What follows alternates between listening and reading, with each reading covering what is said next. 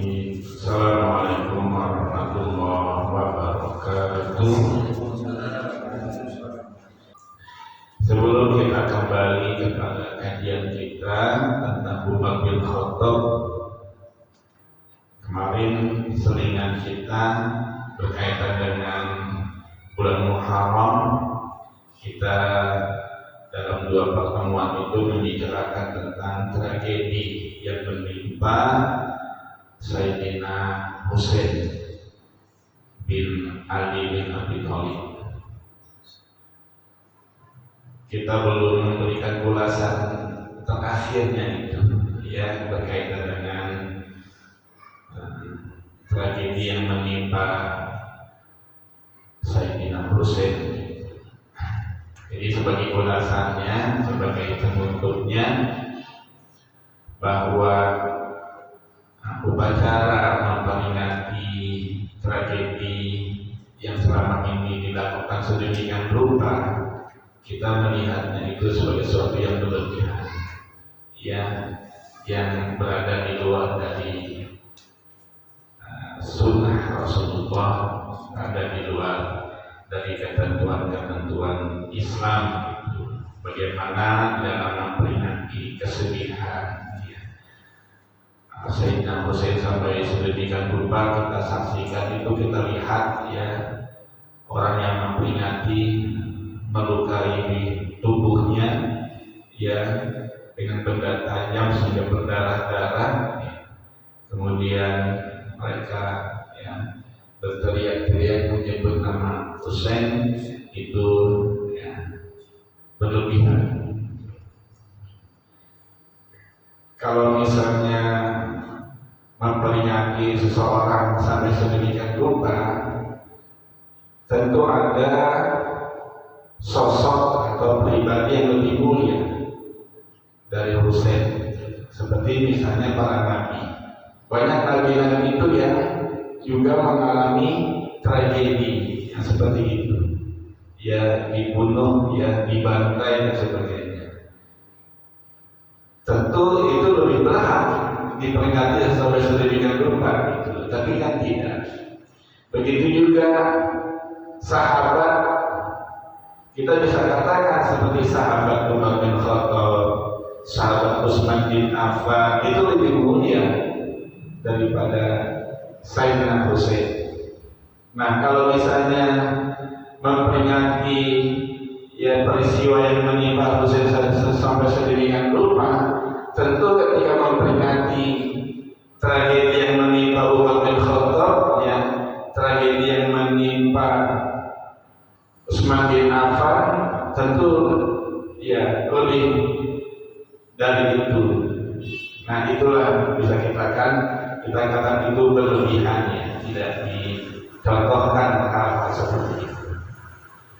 Dan semua juga orang akan merasa, ya, prihatin dengan keadaan seperti itu. Ya, sebenarnya kalau kita perhatikan, orang-orang kufar yang tadinya mengirim surat mengundang Sayyidina Husain itu datang ke Kufah, yang ujung-ujungnya dialami seperti itu oleh Sayyidina Husain dan keluarganya, itu kan banyak pengikut Ali bin Abi Thalib ketika itu yang ada di Kufah atau di Irak itu. Nah, kalau misalnya mereka itulah yang melakukan, ya, peringatan seperti itu sebenarnya diantaranya karena mereka juga. Mengapa mereka yang setelah mengundang Sayyidina Husain kemudian ditinggalkan begitu saja sampai terjadi hal yang demikian? Itu sebenarnya itu seperti itu kasusnya. Jadi yang bersalah itu, ya, banyak pihak, termasuk adalah masyarakat Kufah yang notabene mereka itu juga adalah Syiatul Ali. Syiah itu artinya Syiah itu ketika itu artinya kelompok pendukung Jadi ketika pemerintahan dipegang oleh Sayyidina Ali, kekhalifahan itu beliau memindahkan ya pusat pemerintahannya bukan di Madinah tapi ke Kufah. Nah makanya banyak pendukung Ali yang disebut dengan Syiatul Ali itu ada di sana. Nah mereka itu yang mengundang Husain ya bin Ali itu untuk datang ke Kufah untuk yang katanya dibaiat, tapi ternyata mereka tinggalkan tuh ya keluarga Ali bin Abi Thalib, keluarga Husain sampai kemudian sampai terjadi perbuatan seperti itu. Ya siapa yang bersalah juga? Nah termasuk mereka itu ikut bersalah karena ya tidak konsisten gitu, tidak istiqomah dengan kemauan mereka. Mereka juga yang meninggalkannya sehingga kemudian terjadilah perbuatan itu, jadi ikut bersalah sebenarnya mereka. Ya selain juga pihak Ubaidillah bin Ziyad ya, juga pihak Yazid bin Muawiyah itu. Nah itu seperti itu ulasannya. Ya karena ya itu berlebihan, ya, sebenarnya mereka juga bersalah. Ya kita lanjutkan kajian kita kembali tentang Umar bin Khattab. Nah pada malam ini akan kita bicarakan bagaimana tuh ya Sayyidina Umar bin Khattab diangkat menjadi khalifah gitu, menggantikan atau meneruskan Sayyidina Abu Bakar As-Siddiq. Ya sebelumnya sudah kita bicarakan beberapa pekan yang lalu bahwa ketika Sayyidina Abu Bakar sebagai khalifah Rasulullah, ketika beliau Sayyidina Abu Bakar itu sakit, yang kemudian sakitnya itu membawa kepada kematian, bagaimana tuh Abu Bakar punya rasa tanggung jawab ya untuk mencari orang yang pantas untuk menggantikannya. Nah beliau itu banyak bertanya kepada sahabat-sahabat senior, baik yang dari Muhajirin ataupun yang dari Ansor, sehingga dia setelah mendapatkan gambaran ya tentang sosok Umar bin Khattab itu, mendapatkan kemantapan bahwa yang paling pantas, yang paling tepat untuk menggantikan beliau sebagai khalifah adalah Umar bin Khattab. Maka dia kemudian menulis ya pesannya atau menjadi wasiatnya.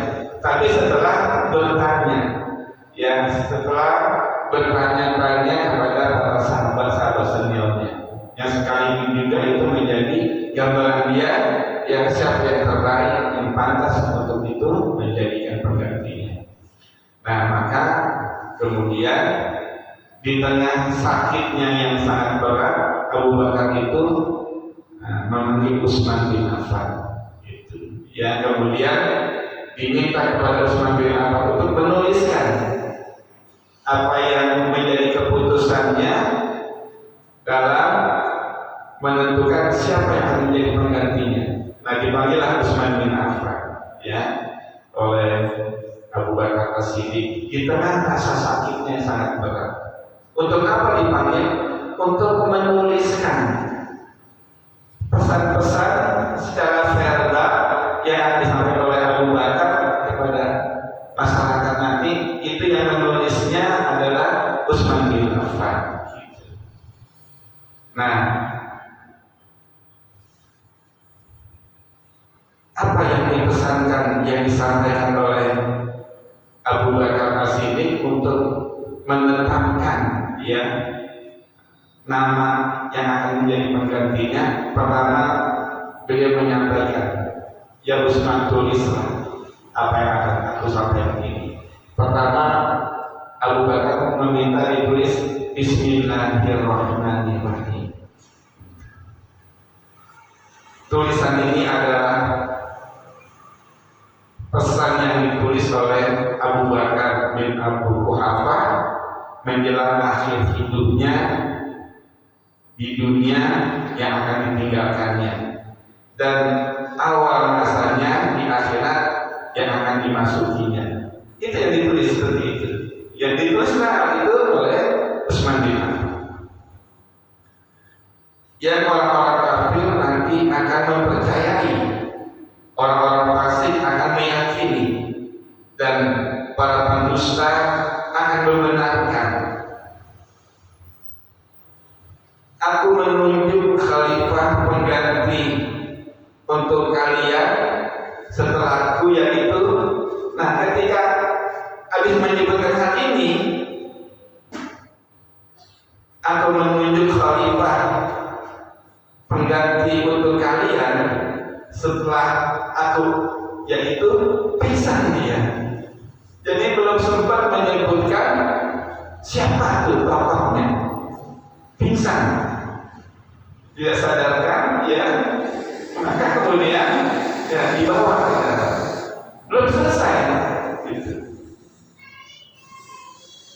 Jadi Sayyidina Abu Bakar itu belum sempat menyelesaikan pesannya untuk menyebutkan siapa tokohnya. Abu Bakar sudah pingsan. Kemudian tulisan wasiat itu dibawa pergi sebelum menyebutkan nama orang yang akan menjadi penggantinya. Definitifnya itu belum selesai, namanya belum sempat ditulis. Nah, dengan demikian Utsman kemudian mengisinya, bukan berdasarkan pesan langsung yang disampaikan oleh Abu Bakar sini, tapi Utsman sudah tahu yang sebelum-sebelumnya dibicarakan, memang itu yang akan disampaikan. Utsman di dalam menuliskan siapa nama pengganti Abu Bakar itu gak keluar dari yang sebenarnya akan disampaikan oleh Abu Bakar, tapi dia memastikan langsung menulisnya. Nah, ini mengandung makna yang luar biasa, sifat amanah gitu. Nah, beberapa saat kemudian ketika Abu Bakar sudah siuman kembali, sudah sadar kembali, Abu Bakar berkata kembali kepada Utsman, bacakanlah apa yang telah engkau tulis tadi, ya, sebelum dia pingsan. Maka Utsman pun membacakannya dari awal kembali, ya, dengan apa yang ditulis tadi, sesuai dengan apa yang disampaikan oleh Abu Bakar, walaupun belum disebutkan nama tokoh itu, tapi Utsman sudah menulisnya Umar bin Khattab. Gak disalahi gitu. Ya, disebutnya sendiri oleh Utsman, ditulisnya sendiri Umar bin Khattab. Nah, setelah selesai dibacakan, ya, kemudian Abu Bakar pun bertakbir, Allahu Akbar. Selesai. Kemudian berkata, aku melihat engkau takut kalau aku sampai meninggal ketika pingsan tadi, dan orang-orang tentu akan berselisih pendapat. Kalau belum selesai itu tidak tertulis, ya, kemudian meninggal Abu Bakar, itu masalah itu. Siapa yang sebenarnya? Tapi Utsman bin Affan amanah, ya.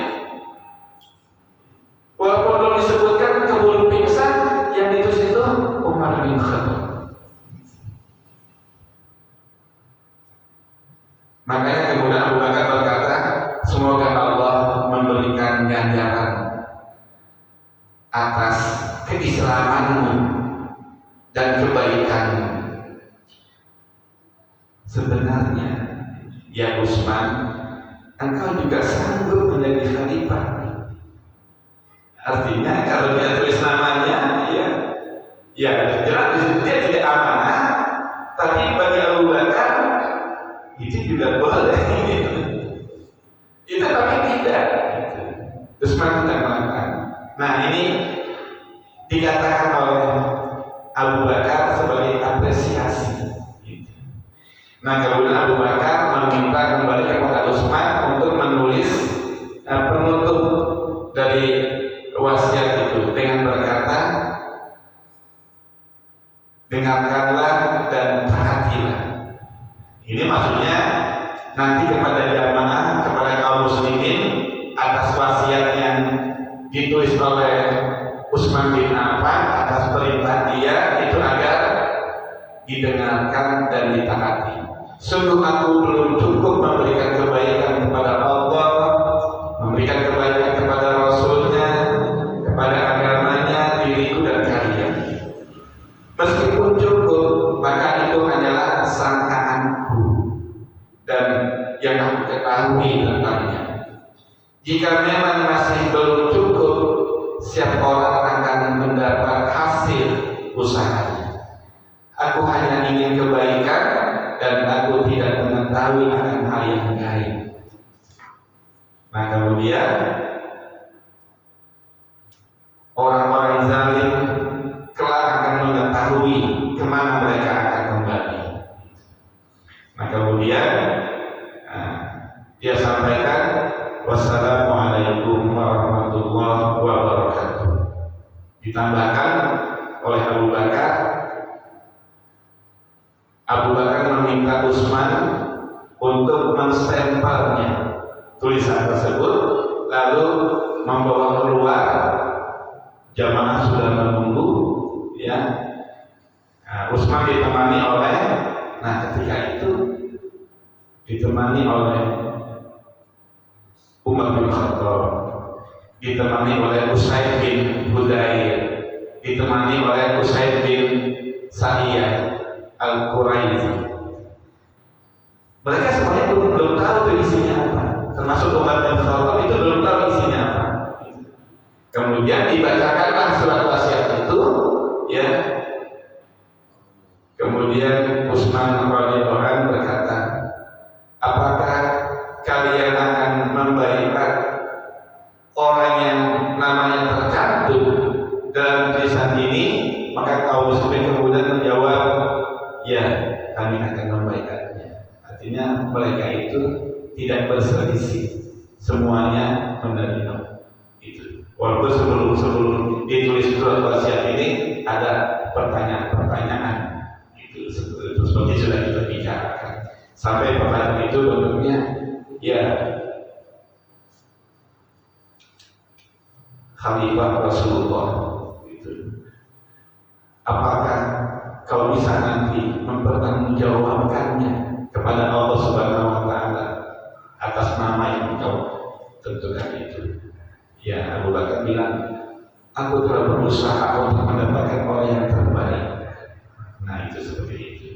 Nah itulah, ya, surat wasiat sekaligus pengangkatan Khalifah Umar bin Khattab dengan cara pengangkatan yang seperti itu.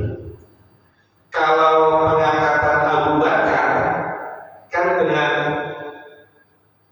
musyawarah, ya, kaum muslimin, baik dari Muhajirin Ansar sampai pernah terjadi, ya, perkumpulan orang-orang Ansar sendiri itu di satu tempat. Kemudian Abu Bakar dan Umar datang. Nah di situ kemudian Umar berbicara. Nah itu jelas itu musyawarah para sahabat. Tapi apa yang dilakukan oleh Abu Bakar untuk pengangkatannya ini sedikit berbeda. Itu. Tapi tidak semata-mata atas pilihannya sendiri. Abu Bakar bertanya kepada para sahabatnya, ya, bagaimana tentang Umar? Ada tidak tahu yang lain? Bagaimana tentang Umar? Memang sudah ada kecenderungan kepada Umar bin Khattab. Tapi bagaimana pendapat yang sebelumnya dia melihat itu Umar, ya, disampaikan kepada pendapat bagaimana Umar dia mendapatkan kemantapan seperti seperti itu. Jadi walaupun tidak berdasarkan musyawarah seperti dilakukan oleh para sahabat ketika memilih Abu Bakar dengan cara seperti itu, dengan diperkuat ya dengan para pendapat para sahabat. Nah, itulah itu. Nah, kemudian ya kita masih punya waktu. Bagaimana khutbah yang disampaikan oleh Umar bin Khattab ketika pertama kali dia dibaiat, ya, pidato pertama. Ini banyak diikuti sekarang. Ketika orang sudah terpilih, yang paling terpilih biasanya terpilih, kan dia diminta yang menyampaikan pidato politiknya lah, ya, seperti itu disampaikan. Ya, para sahabat juga begitu. Nah, ini bagaimana khutbah pertama Umar setelah menjadi khalifah. Ini singkat, ya. Kalau tentang Abu Bakar sudah kita ketahui, ya. Aku bukan orang yang terbaik di antara kalian, dan sebagainya yang disampaikan oleh Abu Bakar di sini. Nah, bagaimana Umar bin Khattab menyampaikan pidato pertamanya ketika menjadi khalifah? Ini juga sangat menarik. Itu, ya, orang besar kalau berbicara bernilai besar berbicaranya. Itu. Nah, pada hari pertama sebagai khalifah Umar berpidato berkhutbah. Ya, setelah mengucapkan hamdalah, ya syukur kepada Allah Subhanahu wa taala sebagainya, kemudian dia berkata, 3 doa yang jika aku ucapkan maka aminkanlah. Ini isinya poinnya, ya. 3 doa yang jika aku ucapkan maka aminkanlah. Kemudian dia sampaikan doa itu. Ya Allah, aku ini lemah, maka kuatkanlah. Ya Allah, aku ini kasar, maka lembutkanlah. Ya Allah, aku ini kikir, maka murahkanlah. Nah, kemudian beliau berkata, aku mengetahui ada orang yang lebih kuat dariku dalam memegang amanah ini, maka matikanlah. Itu. Mati lebih baik daripada memegang kekuasaan ini. Itu sampai berkata seperti itu. Kalau ada orang lain yang lebih kuat dalam banyak hal ya, yang lebih pantas dariku, kata Allah, maka matikanlah aku. Itu lebih baik daripada memegang kekuasaan ini. Ini apa namanya ini seperti itu, ya. Dia itu gak merasa ya punya keinginan dan sebagainya. Yang penting siapa yang lebih pantas, yang lebih layak, yang lebih kuat. Tapi pilihannya kepada dia seperti itu. Nah, dia kemudian mendapatkan kepastian. Dia sampai bisa berani berkata begitu. Kalau aku mengetahui ada orang lebih kuat daripadaku dalam memegang amanah ini, maka mati lebih baik daripada memegang kekuasaan ini. Jadi, sampai seperti itu berkata. Allah menguji kalian denganku dan mengujiku dengan kalian setelah sahabat, yaitu setelah Abu Bakar. Adapun perkara kalian yang tidak disampaikan kepadaku, maka orang di bawahku yang akan mengurusnya. Sementara itu, perkara yang sampai kepadaku, maka aku akan serahkan kepada orang-orang yang jujur dan amanah. Jika mereka berbuat baik, maka aku akan berbuat baik kepada mereka. Namun jika mereka berbuat jahat, aku akan menghukum mereka. Nah, itu komitmen, ya, Abu Bakar, Umar bin Khattab itu, bahwa hal-hal masalah-masalah yang datang kepadanya itu akan diberikan kepastian, itu akan diurus oleh orang-orang di bawah. Kalau misalnya orang-orang yang di bawahnya itu yang bekerja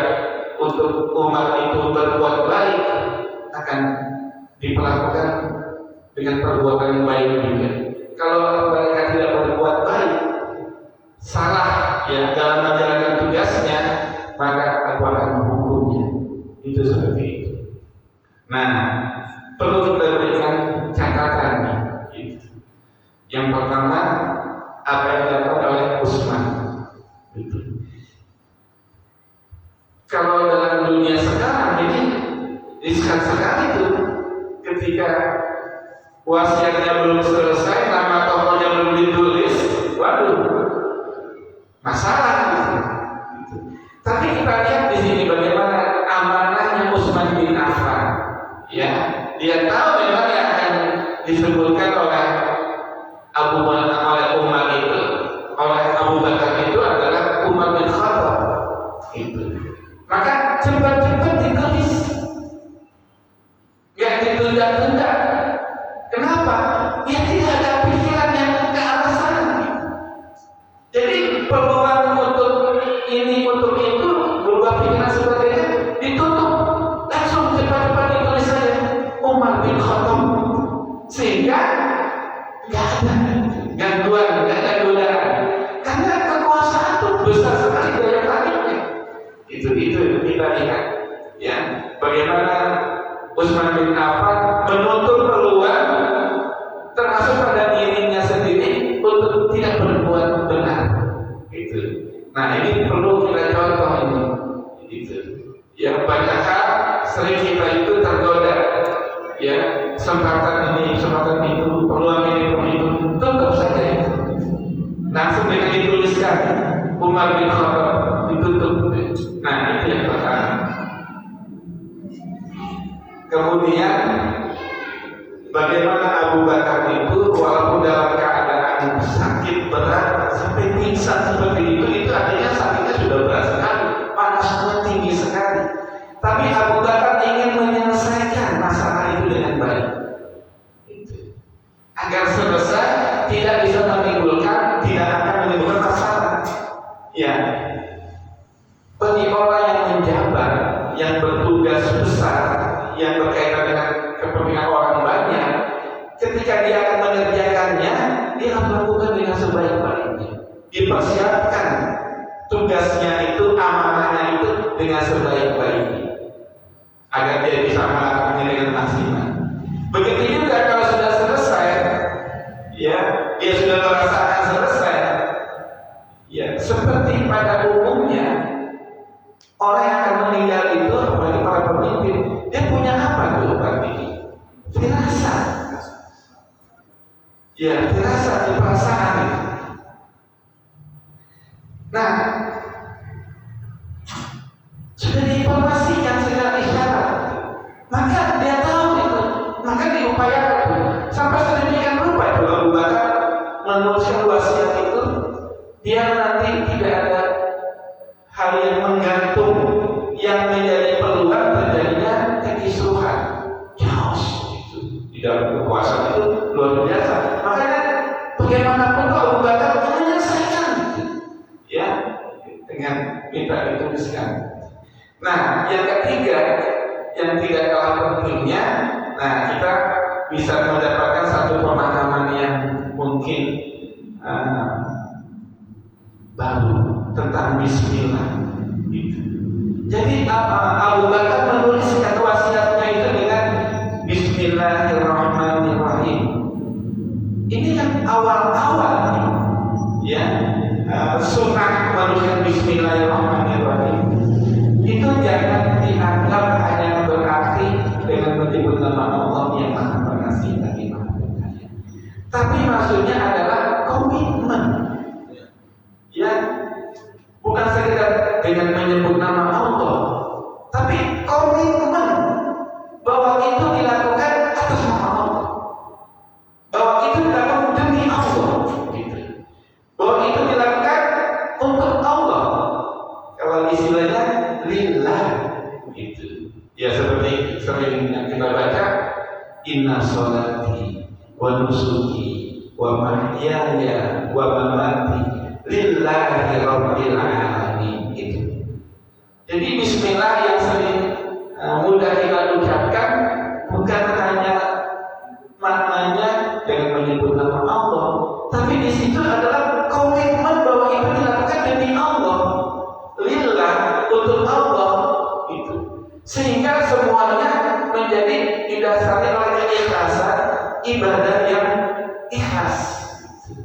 Nah itu yang perlu kita pahami tentang mengapa Abu Bakar mengucapkan Bismillah agar nanti Umar bin Khattab juga menjalankan kekhalifahan itu dengan atas nama Allah,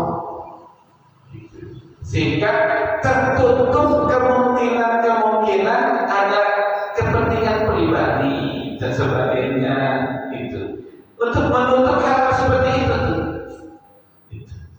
ya dengan Bismillah. Makanya kita itu ya apa-apa kita mulai dengan Bismillahirrahmanirrahim, bukan maksudnya hanya dengan menyebut nama Allah, artinya kita berkomitmen untuk melakukan perbuatan itu bila kita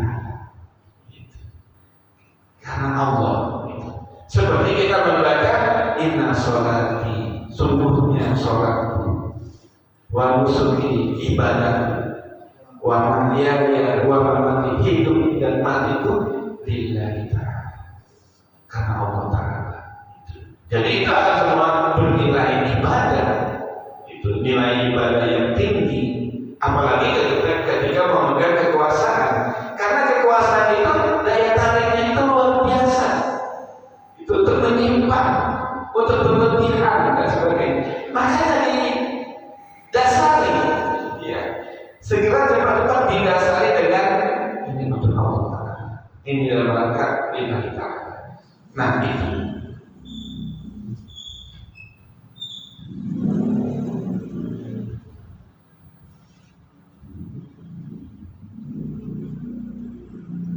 Nah kemudian yang ketiga kita lihat ya, yang sebelumnya tentang Umar dikatakan dia itu sebagai orang yang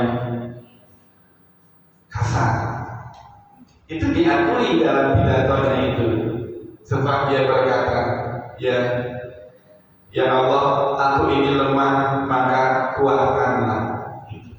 Walaupun orang-orang menilai Umar itu orang yang kuat secara fisik, ya pada dasarnya yang lebih mengetahui tentang diri Umar ya Umar sendiri dan Allah Subhanahu wa Ta'ala. Maka dia menyebutkan ya Allah, aku ini lemah maka kuatkanlah. Gitu. Ya, orang bilang Umar itu gagah, kuat, ya, tinggi besar, tapi orang hanya melihat fenomenanya. Yang sebenarnya lebih mengetahui tentang Umar ya Umar itu sendiri. Makanya dia bilang ya Allah, aku ini lemah maka kuatkanlah. Orang tahu memang bahwa Umar itu kasar. Umar tidak tahu ya dia itu kasar. Maka dia minta ketika dia harus berhubungan banyak orang, melayani, mengayomi orang lain, maka dia harus bersikap lembut. Dia tahu kelemahannya itu, maka dia minta kepada Allah, ya Allah, aku ini kasar, maka lembutkanlah. Ya bagaimana jadinya kalau penguasa, ya pemimpin yang di dalam Islam itu berkhidmat, gitu. Ya di dalam Islam itu penguasa itu pelayan, orang yang berkhidmat, memudahkan, membantu, menolong orang lain dengan kekuasaannya. Bagaimana kekuasaannya itu bermanfaat, memudahkan orang lain, jadi berkhidmat, ya bukan sebagai satu kemuliaan. Nah, untuk bisa berkhidmat itu harus punya hati yang lembut, itu bukan yang kasar. Bagaimana dia bisa bersikap lembut kepada orang-orang dipimpin? Nah itu diakui kebutuhan itu. Makanya beliau berdoa, ya Allah, aku ini kasar maka lembutkanlah. Diminta tuh orang-orang mendoakan seperti itu dengan nyata. Amin. Yang ketiga, ya Allah, aku ini kikir maka murahkanlah. Nah, seorang pemimpin itu yang harus menjadi orang yang murah dengan segala hal apa yang dia miliki, termasuk dengan kekuasaannya, murah, dermawan dan sebagainya. Nah, demikianlah yang bisa kita bicarakan malam ini tentang Umar bin Khattab. Mudah-mudahan Allah Subhanahu wa Ta'ala